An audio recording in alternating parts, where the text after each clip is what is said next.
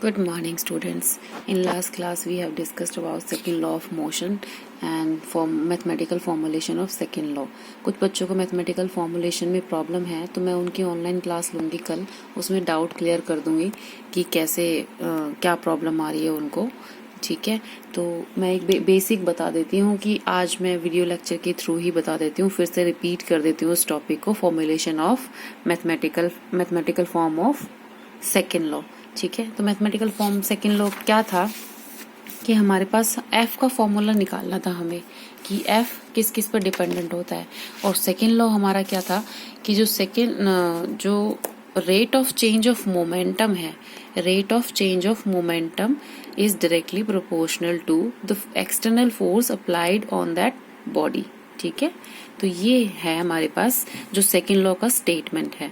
तो second law के statement के अकॉर्डिंग हम मैथमेटिकल फॉर्मुलेशन करेंगे सेकेंड लॉ का, तो वो किस तरीके से निकाला जाएगा. तो फर्स्ट हम लेते हैं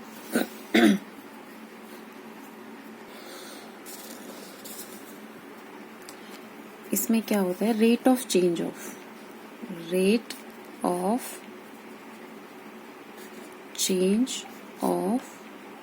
मोमेंटम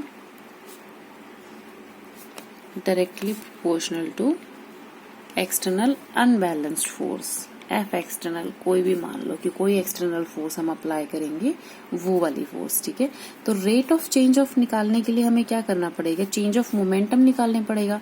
इनिशियली हम मान लेते हैं कोई ऑब्जेक्ट है एम, मास का कोई ऑब्जेक्ट है, ये वेलोसिटी से मूव कर रहा है, इनिशियल वेलोसिटी यू से. कुछ टाइम पास होने के बाद time T, after time T it's gains the velocity v. कुछ टाइम t के बाद ये वेलोसिटी गेन कर लेता है कितनी, v.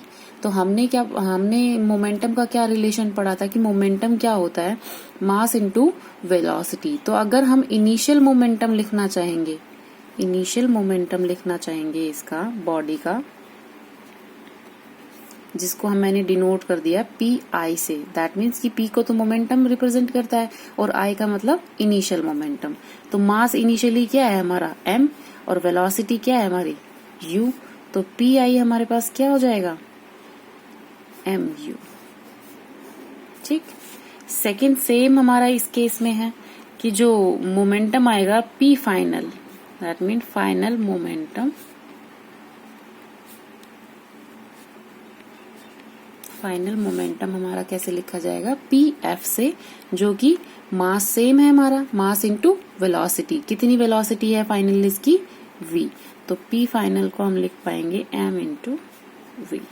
ठीक है, इसमें कोई डाउट नहीं है ना कि P इनिशियल कैसे लिखा मैंने और P फाइनल कैसे लिखा. ये सिर्फ मोमेंटम का फॉर्मूला है, वेलोसिटी पे डिपेंड करता है. तो इनिशियली वेलोसिटी हमारी u थी और फाइनली वेलोसिटी हमारी क्या थी, v. तो अब हम लोगों को इनिशियल एंड फाइनल मोमेंटम मिल गया है.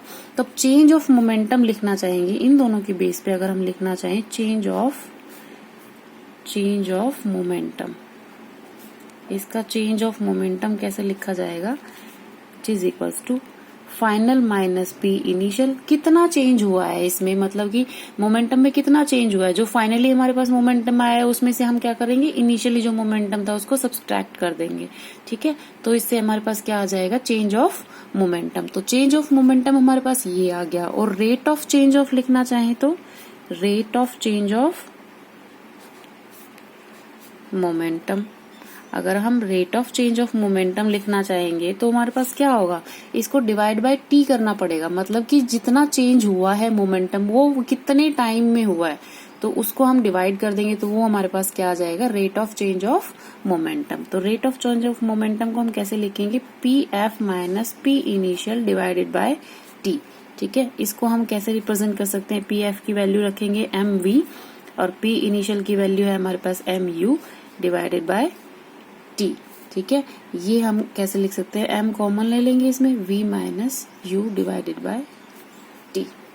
ठीक है, ये हमारे पास इसकी वैल्यू आ गई rate of change of momentum की. अब सेकेंड लॉ क्या कहता है कि rate of change of momentum जो है वो किसके इक्वल होता है, directly proportional to f external. तो rate of change of momentum को हम लिखेंगे mv divided by t directly proportional to f. ठीक है, इसमें से हम एफ लिखना चाहेंगे, एफ लिखेंगे तो प्रोपोर्शनल कांस्टेंट हटाने के लिए हमें क्या लिखना पड़ता है, के लिखना पड़ता है। ठीक है, कोई भी कांस्टेंट, मतलब के की जगह पे आप कोई भी कांस्टेंट यूज कर सकते हो, पर जनरली यहाँ पे आपकी बुक में के दिया हुआ है तो हम के ही लिखेंगे। ठीक है, तो k m v minus u divided by T. ठीक है, ये हमारे पास इसका फॉर्मुलेशन होता है, F equals to k m v minus u divided by T. ठीक है, तो ये हमारे पास फॉर्मूला आ गया। अब एक्सपेरिमेंटल वैल्यू के की वैल्यू क्या होती है, के की वैल्यू होती है हमारे पास 1 ली जाती है। ठीक है, तो जनरली हम इसको अगर न्यूमेरिकल्स में यूज करेंगे तो के की वैल्यू हमारी क्या ली जाएगी, 1। ठीक है, अब using first equation of motion,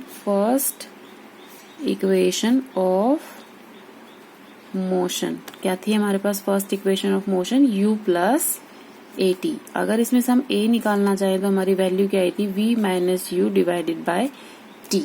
ठीक है, अब हम इनको इक्वेशंस का नाम दे लेते हैं। फर्स्ट ये इक्वेशन हमारे पास फर्स्ट थी, ये दोनों का चेंज इन मोमेंटम के बाद हमारे पास ये इक्वेशन क्या आई, सेकेंड इक्वेशन। ठीक है, ये इक्वेशन हमने मान ली थर्ड। ठीक, ये है हमारी फोर्थ।